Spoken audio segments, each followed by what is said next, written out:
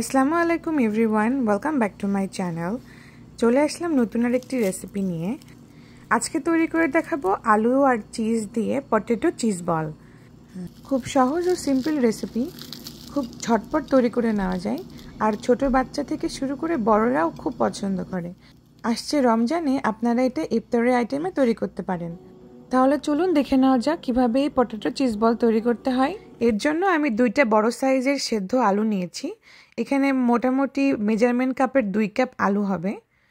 এখন দিয়ে দেব 1/4 cup corn. আমি এখানে সেদ্ধ কর্ন ব্যবহার করেছি।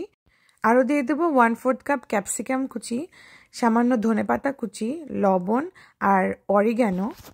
আর ঝালের জন্য 1/4 চা চামচ গোলমরিচের গুঁড়ো। আপনারা চাইলে কাঁচামরিচও ব্যবহার করতে পারেন। আর এখানে আমি অরিগ্যানো ব্যবহার করেছি, আপনারা চাইলে এখানে পিৎজা সিজনিংটাও ব্যবহার করতে পারেন।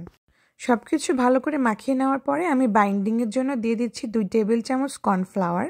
এখন সব কিছু খুব ভালো করে মাখিয়ে এরকম ডোয়ের মতো করে নেব।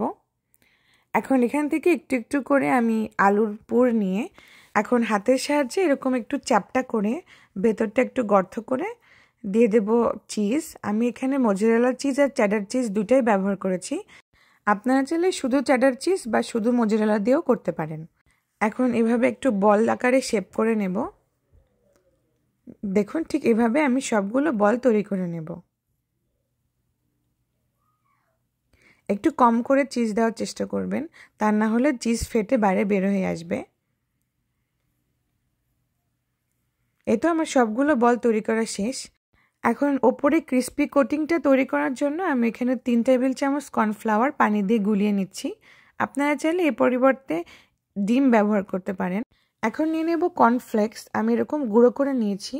আপনারা চাইলে এই পর্যায়ে ব্রেড ক্রাম্ব ব্যবহার করতে পারেন। এখন একটু একটু করে বল নিয়ে আমি এভাবে প্রথমে কর্নফ্লাওয়ারের মিক্সারের ভেতরে এভাবে ডিপ করে কর্নফ্লেক্সের ক্রাম্পের ভেতরে এভাবে আমি গড়িয়ে নেব, গড়িয়ে কোট করে নেব। এ তো আমাদের বল একদম তৈরি হয়ে গেছে। এভাবে আমি সবগুলো বল তৈরি করে নেব। আপনারা চাইলে এই পর্যায়ে বল তৈরি করার পরে একটা জিপলক ব্যাগের মধ্যে ঢুকিয়ে ডিপ ফ্রিজে সংরক্ষণ করতে পারেন। যখন ভাজবেন তখন ডিপ ফ্রিজ থেকে বের করে একবারে সরাসরি তেলের মধ্যে দিয়ে ভেজে নেবেন। ভাজার জন্য আমি এখানে বেশ খানিকটা তেল নিয়েছি, কারণ এগুলো আমি ডুবো তেলে ভেজে নেব। এখন সবগুলো বল দিয়ে আমি এভাবে নেড়ে চেড়ে একটু সময় নিয়ে ক্রিস্পি করে ভেজে নেব। বারবার একটু নেড়ে চেড়ে দিতে হবে, তাহলে সব দিকে সমানভাবে কালার চলে আসবে। এই তো আমার সবগুলো ভাজা শেষ। এখন তেল ঝরিয়ে আমি উঠিয়ে নেব।